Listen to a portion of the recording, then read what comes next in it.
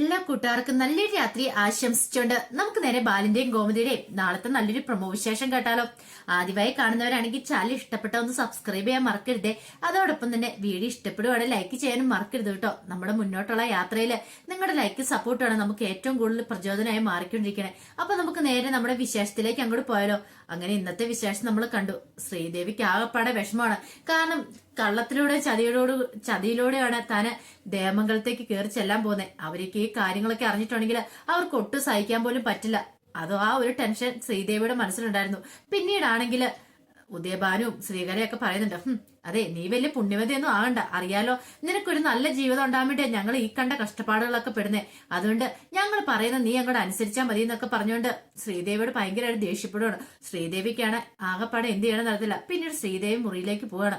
പോയിരുന്ന് ആലോചിച്ചു, പാവം ആ മനുഷ്യൻ ആനന്ദേട്ടൻ, താൻ കാരണം അദ്ദേഹത്തിന് ജീവിതം നശിക്കാൻ ഇടവരില്ല. എന്ത് ചെയ്യാൻ പറ്റൂ, എന്തെങ്കിലും എന്ന് തുറന്നു പറഞ്ഞിട്ടുണ്ടെങ്കിലോ ഇനി അത് മതി അച്ഛനും അമ്മയും കൂടെ തന്നെ വലിച്ചു കീറാനായിട്ട്.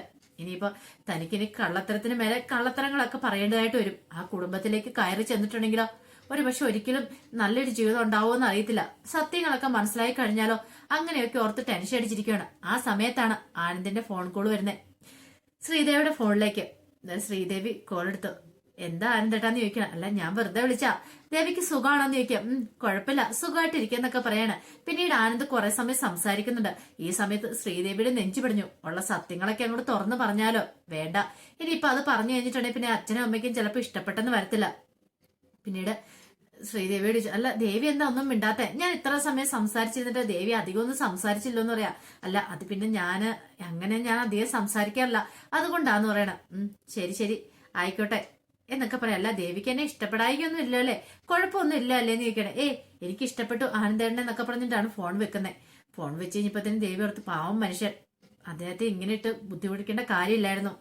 താൻ ചതിയാണല്ലോ ചെയ്യുന്നത് ഓർത്ത് കഴിഞ്ഞപ്പോ ദേവിക്ക് ആ പാടെ വല്ലാത്തൊരു ബുദ്ധിമുട്ട് അനുഭവപ്പെട്ടു.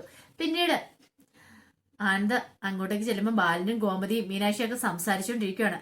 ഈ സമയത്ത് ബാലൻ പറഞ്ഞു, എടാ നിനക്കിനി ആൾക്കാരെ ആരെങ്കിലും വിളിക്കാനൊക്കെ ഉണ്ടെങ്കിൽ പറഞ്ഞുതരാം കേട്ടോ, ഒരു ലിസ്റ്റ് തന്നെ എടുക്കണോന്ന് പറയാണ്. ഇത് കേട്ട് കഴിഞ്ഞപ്പോഴത്തേനും ആനന്ദ് പറഞ്ഞു, എന്റെ കുറച്ച് ഫ്രണ്ട്സ് മാത്രമേ ഉള്ളൂ അച്ഛാ, അധികം എനിക്ക് ഫ്രണ്ട്സ് ഒന്നും ഇല്ലാന്ന് പറയണം. പിന്നീട് മീനാക്ഷിയോട് ചോദിച്ചു, അല്ല മോളുടെ ഓഫീസിൽ ആൾക്കാരെയൊക്കെ വിളിക്കണ്ടെന്ന് ചോദിക്കും. അവരെയൊക്കെ വിളിക്കണം, വീണ മാഡത്തിനെയൊക്കെ വിളിക്കണം, അവരുടെയൊക്കെ ലിസ്റ്റ് ഞാൻ അച്ഛന് തരാന്ന് പറയാം. വലിയ ഗംഭീരമായിട്ട് തന്നെ നമ്മൾ എന്താണെന്ന് നടത്താൻ പോകുന്നത്. ഒന്നിനും ഒരു കുറവും ഒരിടത്തും വരില്ല, അറിയാലോ. ഈ കുടുംബത്തിലെ ആദ്യത്തെ അന്തസ്സോടെ ഉള്ള കല്യാണം നടക്കാൻ പോകുന്നത്. ഒളിച്ചോട്ട കല്യാണമല്ല, 4 ആൾ അറിഞ്ഞിട്ടുള്ള കല്യാണമെന്ന് പറയാണ്. ഇത് കേട്ട് കഴിഞ്ഞപ്പോ മീനാക്ഷിയുടെ മുഖം അങ്ങോട്ട് മാറി. ഈ സമയം ആനന്ദ് പറഞ്ഞു, അതെ വീട് ഒന്ന് പെയിന്റ് അടിച്ചെല്ലാം വൃത്തിയാക്കണ്ടേന്ന് ചോദിക്കുകയാണ്. ഇത് കേട്ടപ്പോ ഗോമതി പറഞ്ഞു, അതിന്റെ കാര്യമുണ്ട് ആനന്ദേ, ഈ ഇടയെല്ലാം ഒന്ന് സെറ്റ് ചെയ്തല്ലേ ഉള്ളൂ നമ്മള്, ഇനിയിപ്പോ ഉടനടി പെയിന്റിങ്ങും കാര്യങ്ങളൊക്കെ വേണോന്ന് ചോദിക്കുകയാണ്. അല്ല ഇനി എന്തെങ്കിലും ഇനിയിപ്പോ പുതിയ അത്രയും വലിയ വീട്ടിൽ നിന്നുള്ള പെൺകുട്ടിയല്ലേ വരുന്നത്, അപ്പൊ ഇവിടെ വന്നു കഴിയുമ്പോ അവൾക്ക് ഇനിയിപ്പോ ഇഷ്ടപ്പെടായി എന്തേലും വരുമോ, എന്തേലും മാറ്റങ്ങളോ ഒക്കെ എന്തേലും വരുത്തണമെങ്കിൽ, എന്തേലും സാധനങ്ങളൊക്കെ വാങ്ങണമെങ്കിൽ അവിടെ അത്ര ഉള്ള സൗകര്യമൊന്നും ഇവിടെ ഇല്ലല്ലോ എന്ന് പറയാണ്. ഇത് കേട്ട് കഴിഞ്ഞപ്പം ഗോമതി പറഞ്ഞു, അത് ശരിയാ. ബാലൻ പറഞ്ഞൊരു കാര്യം ചെയ്യാം, അവരിങ്ങോട്ട് വരട്ടെ, അവൾ ഇനി ഇവിടെ വന്ന് അവൾക്ക് ഇഷ്ടപ്പെട്ടില്ലെങ്കിൽ എന്തെങ്കിലുമൊക്കെ മാറ്റണോ മേടിക്കണമെന്നുണ്ടെങ്കിൽ അതിനുശേഷം നമുക്ക് എന്താണെന്ന് വെച്ചാൽ തീരുമാനിക്കാന്ന് പറയാണ്. ഇത് കേട്ടത് മീനാക്ഷിയിലൊരു നെട്ടുണ്ടായി. മീനാക്ഷി ഓർത്തു, ഇതിന് മാത്രം വലിയ ബിൽഡപ്പ് കൊടുക്കേണ്ട കാര്യമുണ്ടോ? ഒരു പെൺകുട്ടി ഇങ്ങോട്ട് വന്നിട്ടുണ്ടെങ്കിൽ ഈ കുടുംബത്തിന്റെ മാന്യതയ്ക്കും അല്ലെങ്കിൽ ഈ കുടുംബത്തിന് ചേരുന്ന രീതിയിലല്ലേ അവള് ജീവിക്കണ്ടേ, അല്ലാതെ അവളുടെ വീട്ടില് വലിയ ഇതൊക്കെ ഉണ്ടെന്നും പറഞ്ഞുകൊണ്ട് വന്ന് കയറുന്ന കുടുംബത്തിൽ അങ്ങനെ ഒന്നും വേണമെന്നില്ലല്ലോ. ഈ സമയം മീനാക്ഷി പറഞ്ഞു, അതെ എനിക്ക് ഇതിനോട് ഒട്ടും യോജിപ്പില്ലെന്ന് പറയാം. എന്തിനോട്? അല്ല ശ്രീദേവി ഇങ്ങോട്ട് വന്നു കഴിഞ്ഞിട്ടുണ്ടെങ്കിൽ ഈ കുടുംബത്തിലല്ലേ നിൽക്കാൻ പോകുന്നേ, അപ്പൊ ഈ കുടുംബത്തിന്റെ അവസ്ഥകളൊക്കെ കണ്ടിട്ടല്ലേ അവൾ ഇങ്ങോട്ട് കെട്ടിച്ചു വിടുന്നേ. അപ്പൊ അതിനനുസരിച്ച് വേണ്ട നിൽക്കാനായിട്ട്. അവർക്ക് വലിയ വീടും കാര്യങ്ങളൊക്കെ ആയിരിക്കും, സമ്മതിച്ചു എന്നും പറഞ്ഞുകൊണ്ട് നമ്മുടെ വീട്ടിൽ വന്നേ നമ്മുടെ വീടിന്റെ രീതിക്ക് വേണ്ടി നിൽക്കാനെന്ന് ചോദിക്കുക. ഇത് കേട്ടതും ഗോമതി പറഞ്ഞു, അത് ശരിയാ മോള് പറഞ്ഞേ, അത് കൃത്യമായിട്ടുള്ള കാര്യമെന്ന് പറയണം. ബാലൻ പറഞ്ഞു, എന്നും പറഞ്ഞുകൊണ്ട് ഒന്നിനും ഒരു കുറവൊന്നും വരുത്തല്ലേ ആനന്ദേ, നീ വേണം എല്ലാം നോക്കിയും കണ്ട് ചെയ്യാനായിട്ട്. അതൊക്കെ ഞാൻ ഏറ്റച്ചാ, ആദ്യമായിട്ട് കല്യാണം കഴിയട്ടെ, കല്യാണം കഴിഞ്ഞിട്ട് വേണ്ട എന്താന്ന് വെച്ചാ നമുക്ക് നോക്കിയും കണ്ടും ചെയ്യാന്ന് പറയണം. ആ സമയം പതിവ് പോലെ തന്നെ മിത്രനെ കോളേജിൽ കൊണ്ടേ വിട്ടിട്ട് ആര്യന് ഡെലിവറി കൊടുക്കാനായിട്ട് പോകണം. അപ്പൊ ആര്യന്റെ മനസ്സിൽ പല ചിന്തകളാ. മിത്രനെ എൻട്രൻസ് കോച്ചിങ്ങിന് ചേർക്കണം, അപ്പൊ അതിന് ഏതെങ്കിലും കോച്ചിങ് സെന്റർ കണ്ടുപിടിക്കണം. അത് മാത്രമല്ല കുറെ ടെസ്റ്റുകളും കാര്യങ്ങളും വേണം താനും, അതിന് കുറച്ച് പൈസകളെല്ലാം വേണം. അപ്പൊ എന്ത് ചെയ്യണം, പൈസയുടെ കാര്യത്തിനകത്തൊക്കെ വല്ലാത്തൊരു ടെൻഷനുണ്ട്. പിന്നീട് ആര്യൻ എന്ത് ചെയ്യണം, ആര്യൻ അറിയാവുന്ന ആ IAS ഓഫീസർ അയാളുടെ വീട്ടിലേക്ക് ചെല്ലുന്നുണ്ട്. അപ്പൊ അയാൾ കുറെ ടെസ്റ്റുകളൊക്കെ കൊടുക്കാന്ന് പറഞ്ഞിട്ടുണ്ടായിരുന്നു മിത്രയ്ക്ക് പഠിക്കാനായിട്ട്. രാജൻ മാത്യു സാർ. അപ്പൊ അയാളുടെ വീട്ടിലേക്ക് ചെല്ലുവാണ്.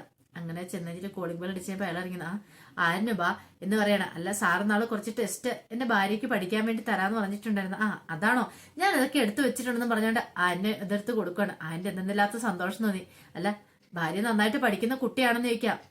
കുഴപ്പമില്ല സാർ, അവൾക്ക് നല്ല ആഗ്രഹമുണ്ട് പഠിക്കണം എന്നുള്ള, IAS എടുക്കണം എന്നുള്ള. അത്ര ഈസി ആയിട്ടുള്ള കാര്യമല്ല. പിന്നെ അത് മാത്രം പോരാ, ഈ പുസ്തകങ്ങളൊന്നും പഠിച്ചോണ്ട് ആയില്ല, കോച്ചിങ്ങും കാര്യങ്ങളൊക്കെ വേണം. കോച്ചിങ്ങിനൊക്കെ വിടുന്നുണ്ടോന്ന് ചോദിക്കാം. ഇല്ല ഇപ്പൊ തൽക്കാലത്തേക്ക് വിടുന്നില്ല, ഇനി വേണം സാറെന്ന് പറയണ. ശരി, നോക്കിയും കണ്ടും ചെയ്യ. അത്ര ഈസി ആയിട്ടുള്ള കാര്യമല്ലെന്ന് അറിയാലോ ഈ IAS എന്ന് പറഞ്ഞാൽ. കിട്ടിയ അതൊരു ലക്ക് തന്നെയാന്ന് പറയണം. പിന്നെ എന്തും പഠിപ്പിക്കാനായിട്ട് ആരും മുന്നിട്ട് ഇറങ്ങിയിട്ടുണ്ടെങ്കിൽ പിന്നെ ഉറപ്പായിട്ടും കിട്ടുമെന്ന് പറയാ. ഇങ്ങനെ പുറകെ പ്രോത്സാഹിപ്പിച്ച് നടക്കാനായിട്ട് ഒരാളുണ്ടെങ്കിൽ എത്ര ഉയർത്തി വേണമെങ്കിലും എത്തിപ്പെടാനായിട്ട് പറ്റും.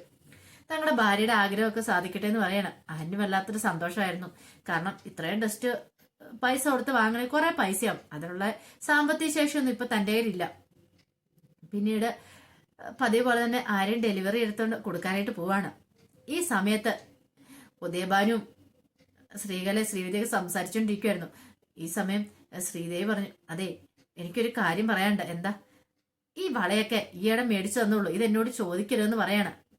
അങ്ങനെ പറഞ്ഞിട്ട് കാര്യമുണ്ടോ മോളെ? അവര് കൊണ്ട് ഇട്ടെന്നും പറഞ്ഞോണ്ട് അച്ഛാ ഇത് കടം വീട്ടാൻ വേണ്ടി ചോദിക്കരുത്. കല്യാണത്തിന് സമയത്ത് അവിടുത്തെ അച്ഛനും അമ്മയ്ക്ക് ചോദിച്ച് ഞാൻ എന്ത് പറയും? അതൊന്നും കുഴപ്പമുള്ള കാര്യമില്ല. അപ്പൊ നമുക്ക് എന്തേലും പറഞ്ഞ് തടിയൂരാ. തലക്കാലത്തേക്ക് നീ ഈ വളയും കൊണ്ട് തരാൻ പറയാം. എന്തിന്? ഇത് കൊണ്ടേ പണയം വെച്ച് കുറച്ച് പൈസ എടുത്തില്ലെങ്കിലേ കാര്യങ്ങളൊന്നും ഓടത്തില്ല എന്ന് പറയണ. ഇനിയിപ്പോ എത്ര രൂപ ഉണ്ടെങ്കിലാ വീട്ടിന്റെ വാടക കൊടുക്കണം, കല്യാണത്തിന് വേണ്ടി കുറച്ച് പൈസ ചെലവുണ്ട്, അപ്പൊ അതിനുവേണ്ടി കാര്യങ്ങളൊക്കെ നടത്തണ്ടേ. അതുകൊണ്ട് നീ അതും കൂടെ ഊരി തരാൻ പറഞ്ഞു ഉദയഭാനു ആ കയ്യിലേക്ക് പിടിക്കുകയാണ്. പെട്ടെന്ന് അവൾ പറഞ്ഞു, ശ്രീദേവി പറഞ്ഞു, ഇല്ലില്ല ഞാൻ ഈ വള തരത്തില്ല അച്ഛ, കുറച്ചു ദിവസമെങ്കിലും ഞാൻ ഇട്ടോട്ടെ, ഇട്ട് കൊതിയെങ്കിലും തീരട്ടെ, അതിനു മുമ്പ് ഊരിക്കൊണ്ട് പോവല്ലെന്ന് പറയാണ്. ഇനി അത് പറഞ്ഞാൽ മതിയല്ലോ. അതെ ഇത് കയ്യിലിട്ടോണ്ട് വന്നിട്ടുണ്ടെങ്കിൽ നിന്നെ ജീവിതം സുരക്ഷിതമായിട്ട് മുന്നോട്ട് പോകത്തില്ല, അറിയാലോ. നല്ല രീതിയിൽ നിനക്കൊരു കുടുംബജീവിതം ഉണ്ടാകാൻ വേണ്ടി ഞങ്ങളീ കിടന്ന് കഷ്ടപ്പെടുന്നെന്ന് പറയാണ്.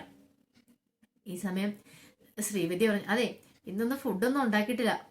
ഇത് കേട്ട് കഴിഞ്ഞപ്പോൾ ഉദയഭാനു പറഞ്ഞു, ഒരു കാര്യം ചെയ്യാം, നമുക്ക് ഇന്ന് പുറത്തുനിന്ന് ഓർഡർ ചെയ്യാന്ന് പറയാണ്. ഇത് സമയം ശ്രീദേവി വെച്ചു, അതിനൊക്കെ കുറച്ച് പൈസ ആവില്ല അച്ഛാ. അതൊന്നും കുഴപ്പമില്ല, മോളുടെ കല്യാണം അല്ലേ, നമുക്കിന്ന് പുറത്തുനിന്ന് ഫുഡ് ഓർഡർ ചെയ്യാന്ന് പറയണം. അങ്ങനെ പിന്നീട് അവര് ഓൺലൈനിൽ ഫുഡ് ഓർഡർ ചെയ്യുവാണ്. ഈ സമയം ഫുഡ് ഡെലിവറി ആയിട്ട് ചെല്ലുന്നു. അത് മറ്റാരും ആയിരുന്നില്ല, ആര്യനായിരുന്നു. ആര്യനെ വീട്ടിലുള്ളവരോ വീട്ടുകാരെ കുറിച്ചോ ഒന്നും അറിയത്തില്ല. പിന്നീട് ആര്യൻ ഫുഡ് ഡെലിവറി കൊടുക്കാനായിട്ട് അങ്ങോട്ടേക്ക് ചെല്ലുവാണ്. അങ്ങനെ ചെന്ന് കഴിഞ്ഞിട്ട് കോളിംഗ് ബെൽ അടിച്ചു കഴിയുമ്പോൾ വന്ന് കതവ് തുറന്നത് ശ്രീവിദ്യയായിരുന്നു. ശ്രീവിദ്യ പൈസ കൊടുത്ത് ഫുഡ് വാങ്ങുവാണ്. ഫുഡ് വാങ്ങിയിട്ട് അകത്തേക്ക് അങ്ങോട്ട് കയറിപ്പോയി. ഈ സമയത്ത് ആര്യൻ അങ്ങോട്ട് ഇറങ്ങാൻ തുടങ്ങുന്ന സമയത്താണ് അകത്തുള്ള സംസാരം കേൾക്കുന്നത്. ഇതേ അച്ഛാ, നമ്മളീ ചെയ്യുന്ന വലിയ കള്ളത്തരാന്നറിയാം. ഇതെങ്ങാനും ആ ദേവമംഗലത്തുള്ളവർ അറിഞ്ഞാണ്ടല്ലോ, അതോടുകൂടി നമ്മുടെ കാര്യത്തിൽ ഒരു തീരുമാനമോ. നമ്മൾ ഇത്ര വലിയ ചതിയെ ചെയ്തേ, നമ്മുടെ ഇപ്പോഴത്തെ അവസ്ഥയൊക്കെ അറിഞ്ഞിട്ടുണ്ടല്ലോ, ഒരിക്കലും അവര് കല്യാണത്തിന് സമ്മതിക്കില്ല, കല്യാണത്തിന് പിന്മാറുന്നൊക്കെ ശ്രീദേവി പറഞ്ഞോണ്ടിരിക്കുക. ഇത് കേട്ട ആരിനൊന്നും ഞെട്ടി. അച്ഛനെ കുറിച്ചും ദേവമംഗലത്തെ കുറിച്ചൊക്കെ അല്ലേ പറഞ്ഞോണ്ടിരിക്കണേ? അങ്ങനെയാണെങ്കിൽ ഇതാണോ ഇനിയിപ്പം ആനന്ദേട്ടന് വേണ്ടി ആലോചിച്ചുറപ്പിച്ച വീട് എന്നൊരു ടെൻഷൻ ഉണ്ടാകുന്നുണ്ട്. പിന്നീട് ആൻ ഒരു നിമിഷം കൂടെ അവിടെ നിന്നു. ഈ സമയം ശ്രീകല ദൈവത്തെ ഓർത്ത് നിന്റെ കരുനാക്കൊന്നും നീ വളയ്ക്കാതിരിക്കുക. ഈ പറയുന്ന ബാലനൊന്നും ആരും അതൊന്നും അറിയാനൊന്നും പോകുന്നില്ല. അതോർത്ത് നീ ടെൻഷൻ അടിക്കേണ്ട കാര്യമില്ല. ഇനിയിപ്പൊ നീ കൊട്ടിക്കൊഴിച്ച ആൾക്കാരെ കൊണ്ട് ഓരോന്ന് പറയിപ്പിക്കാതിരുന്നാ മതി എന്ന് പറയണം. ഉദയഭാനു പറഞ്ഞു, അത് ശരിയാ, ഇപ്പൊ തലക്കാലത്തേക്ക് ആരും ഒന്നും അറിഞ്ഞിട്ടില്ല, കല്യാണമൊക്കെ മംഗളകരമായിട്ട് നടക്കട്ടെ, പിന്നത്തെ കാര്യം പിന്നെയല്ലേ എന്നൊക്കെ പറയണം. അപ്പോഴേക്ക് ശ്രീവിദ്യ എന്നിട്ട് പറഞ്ഞു, അതെ ഫുഡ് കൊണ്ടിട്ടുണ്ട്, എന്നാ ശരി കഴിക്കാന്നൊക്കെ പറയാണ്. എന്നാലും എനിക്ക് നല്ല ടെൻഷനാ. ഇവളുടെ ടെൻഷൻ കണ്ടാ തോന്നൂലോ എന്തോ വലിയ മഹാ അപരാധം ചെയ്തേക്കുന്ന പോലെയാണല്ലോ. തൽക്കാലത്തേക്ക് ഇതേ ആരും ഒന്നും അറിയാനൊന്നും പോകുന്നില്ല, കല്യാണം കഴിഞ്ഞിട്ട് അറിഞ്ഞാലും കുഴപ്പമില്ലെന്ന് പറയാണ്. ഇത് കേട്ട് കഴിഞ്ഞപ്പോഴത്തേനും ആനും വല്ലാത്ത ടെൻഷൻ. എവിടെയോ എന്തോ ഒരു ചതിയുണ്ട്. ആനന്ദേട്ടന്റെ ജീവിതം അപകടത്തിലേക്കാണോ പോകുന്നത്? ഇതിപ്പോ ആരോടോ ഒന്ന് പറയുക. താൻ ഇത് പറഞ്ഞിട്ടുണ്ടെങ്കിൽ ആരെങ്കിലും വിശ്വസിക്കോ? ഒരു കാര്യം ചെയ്യാം, ആകാശനെ ഒന്ന് വിളിച്ചാലോ? ആകാശനെ വിളിച്ചിട്ട് ചോദിക്കാം, കഴിഞ്ഞ ദിവസം പെൺവീട് കാണാൻ വന്നത് എവിടെയാന്ന്, അങ്ങനെയാന്ന് അറിയുവാണെങ്കിൽ എവിടെ എന്താന്നൊക്കെ അറിയാലോ എന്നോർത്തോണ്ട് ആര്യൻ അവിടെ നിന്ന് ഇറങ്ങുവാണ്. ആര്യൻ ഇറങ്ങിയിട്ട് ആകാശിനെ ഫോണിലേക്ക് വിളിക്കാണ്. ഫോൺ എടുത്തിട്ട് ആകാശ്, എന്താടാ ആര്യ, എന്താ ഈ സമയത്ത്? സാധാരണഗതിയിൽ ഈ വെളിയൊരു പതിവുള്ളതല്ലോ എന്ന് പറയാം. അത് പിന്നെ ആകാശേട്ടാ, ഞാൻ ഒരു കാര്യം അറിയാൻ വേണ്ടി വിളിച്ചാന്ന് പറയണേ. എന്താടാ കാര്യം? അതെ ആനന്ദേന്റെ വിവാഹത്തിന് പെൺവീട് കാണാൻ പോയിട്ടില്ലായിരുന്നോ? പോയി. അതെവിടെയാ വീടെന്ന് ചോദിക്കുകയാണ്. പിന്നീട് ആകാശ സ്ഥലമൊക്കെ പറഞ്ഞു കൊടുക്കുകയാണ്. അല്ല കൃത്യമായിട്ട് സ്ഥലം, പിന്നീട് കൃത്യ സ്ഥലം പറഞ്ഞു കൊടുക്കണം. എന്താടാ ആരെ, എന്തേലും പ്രശ്നമുണ്ടോ നിക്ക്? ഒന്നുമില്ല. ഒന്നുമില്ല, നീ ഇങ്ങനെ ചോദിക്കത്തില്ലോ എന്ന് പറയാണ്. അത് കേട്ട് കഴിഞ്ഞപ്പത്തേന് ആൻ ഒരു നിമിഷം ആലോചിച്ചു, പറയണോ വേണ്ടയോ എന്നൊരു ടെൻഷനായി. പിന്നീട് ആരും പറഞ്ഞു, ഒന്നുമില്ല ആകാശേട്ടാ ഞാൻ പിന്നെ വിളിക്കാന്ന് പറഞ്ഞ് കോള് കട്ട് ചെയ്യുകയാണ്. ഈ സമയം ആരിനൊരു കാര്യം മനസ്സിലായി, എന്തൊക്കെയോ കള്ളത്തരങ്ങളുണ്ട്. ഈ ഉദയഭാനു സാറിനും അവരുടെ ഭാര്യയ്ക്ക് എന്തൊക്കെയോ കള്ളത്തരങ്ങളുണ്ട്. എന്തൊക്കെയോ ചതിയിലോട് കൂടിയിട്ടാണ് ഈ വിവാഹം നടത്താൻ ശ്രമിക്കുന്നത്. ഒരു പക്ഷെ ഇത് പറഞ്ഞാലോ തുറന്ന് പറഞ്ഞിട്ടുണ്ടെ അവര് തന്നെ ചിലപ്പോൾ ചീത്ത പറയും. അച്ഛൻ അറിഞ്ഞിട്ടുണ്ടെ പറയും നീ ഈ വിവാഹം മുടക്കാൻ ശ്രമിച്ചെന്ന് പറയും. ആരോട് എന്ത് പറയണമെന്ന് അറിയത്തില്ലാതെ വല്ലാത്തൊരവസ്ഥയിലാണ് ആരും പിന്നീട് വീട്ടിലേക്ക് വരുന്നത്. വീട്ടിലേക്ക് വന്നു കഴിഞ്ഞപ്പോഴത്തേനും മിത്ര ഉണ്ടായിരുന്നു അവിടെ. ആന്റെ മുഖം കണ്ടപ്പോ തന്നെ മിത്രയ്ക്ക് എന്തോ പന്തിയോടുണ്ടെന്ന്. ആനൊന്നും മിണ്ടാതെ അവിടെ വന്ന് ഇരിക്കുവാണ്. മിത്ര എന്നിട്ട് ചോദിച്ചു, എന്താ ആര്യ, എന്തായാലും പ്രശ്നം ഉണ്ടോന്ന് നിൽക്കും. എന്ത് പ്രശ്നം? അല്ല ആന്റെ മുഖം എന്താ വല്ലായിരിക്കണേ? കുഴപ്പമൊന്നുമില്ല, ആൻ എന്തോ ഒരു വിഷമം ഉള്ളിൽ തട്ടിയിട്ടുണ്ട്, അതുകൊണ്ടാന്ന് പറയാണ്. പിന്നീട് മിത്രയോട് ചോദിച്ചു, അല്ല നിങ്ങൾ ഉദയഭാനു സാറിന്റെ വീട്ടിൽ പോയിട്ട് എങ്ങനെ ഉണ്ടായിരുന്നു ചോദിക്കുക. അവിടെ പോയിട്ട് എന്താ നല്ല അടിപൊളിയല്ലായിരുന്നോ? അവിടുത്തെ ചേച്ചിയും പിന്നെ അവിടെ ആദ്യത്തെ ആന്റിയും എല്ലാരും നല്ലതായിരുന്നോ? അല്ല അവിടെ പെരുമാറ്റത്തിൽ എന്തെങ്കിലും അസ്വാഭാവികത ഉണ്ടോന്ന് ചോദിക്കുക. എന്ത് അങ്ങനെ ഒന്നും തോന്നിയില്ല എന്ന് പറയണേ. എന്താ സ്വാഭാവിക? നല്ല രീതിയിലുള്ള പെരുമാറ്റം ഇടപെടിയിലൊക്കെ ആയിരുന്നു പറയണ. എന്താ ആര്യ പെട്ടെന്ന് ഇങ്ങനെ ചോദിക്കാൻ കാരണം എന്താന്ന് ചോദിക്കും. എനിക്ക് ചെറിയ സംശയങ്ങളൊക്കെ ഉണ്ടെന്ന് പറയണേ. എന്ത്? അവരെന്തോ അത്ര നല്ല വെടിപ്പാന്ന് എനിക്ക് തോന്നില്ലെന്ന് പറയാം. എന്താ ആരും അങ്ങനെ തോന്നാൻ? ഞാൻ ഇന്ന് ഫുഡ് ഡെലിവറി കൊടുക്കാനായിട്ട് വീട്ടിൽ പോയിട്ടുണ്ടായിരുന്നു. അവിടെ ചെന്ന് കഴിഞ്ഞപ്പോഴത്തേനും ആ വീട്ടുകാരുടെ സംസാരം ഞാൻ കേട്ടു. ഞാൻ പുറത്തു വെച്ചാ കേട്ടെ, ദേവമംഗലം എന്നൊക്കെ പറയുന്ന കേട്ടപ്പോൾ ഞാൻ ശ്രദ്ധിച്ചേ. അത് പക്ഷേങ്കില് നമ്മുടെ ആനന്ദേട്ടന്റെ വിവാഹം ഉറപ്പിച്ച് വീടാണെന്ന് അറിയത്തില്ല. അങ്ങനെയാണെങ്കിൽ എന്തൊക്കെയോ കള്ളത്തരങ്ങൾ അവർക്കുള്ള പോലെ എനിക്ക് തോന്നുമെന്ന് പറയണം. അത് ചിലപ്പോ ആരിന് തോന്നിയതായിരിക്കും എന്ന് പറയാം. തോന്നിയതല്ല, എന്റെ മനസ്സ് അങ്ങനെ പറയണോ. പക്ഷെ അവരോട് നമുക്ക് ചോദിക്കാനും പറ്റില്ലോ. എന്നാ പിന്നെ ഞാൻ ഒരു കാര്യം ചെയ്യാം, ഇത് മീനാക്ഷി ചേച്ചിയോട് വിളിച്ച് പറയട്ടെ എന്ന് ചോദിക്കും. വേണ്ട, ഇപ്പൊ ഇത് പറഞ്ഞിട്ടുണ്ടെങ്കിൽ ഇത് പ്രശ്നമാവും. നമ്മള് പ്രത്യേകിച്ച് അച്ഛൻ അറിഞ്ഞിട്ടുണ്ടെങ്കിൽ പറയും എനിക്ക് ഇഷ്ടപ്പെടാത്തതുകൊണ്ട് അത്രയും നല്ലൊരു വീട്ടിൽ നിന്ന് ബന്ധപ്പെടുത്തേണ്ട ഇതായിരിക്കും ഓർത്തത്. ഞാൻ ഒന്നുകൂടെ ഒന്ന് അന്വേഷിക്കട്ടെ, അന്വേഷിച്ച് കഴിഞ്ഞിട്ട് എന്തെങ്കിലും തീരുമാനം എടുത്താൽ മതി എന്ന് പറയാണ്.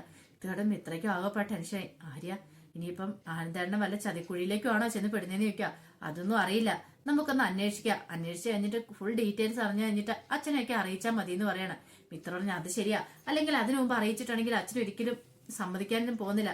ആരിനെ ചിലപ്പോൾ കുറ്റക്കാരനായിട്ട് കാണുകയും ചെയ്തു പറയണം. അങ്ങനെ ആരിനെ അവരെ കുറിച്ച് അന്വേഷിക്കാൻ തന്നെ തീരുമാനിക്കുക.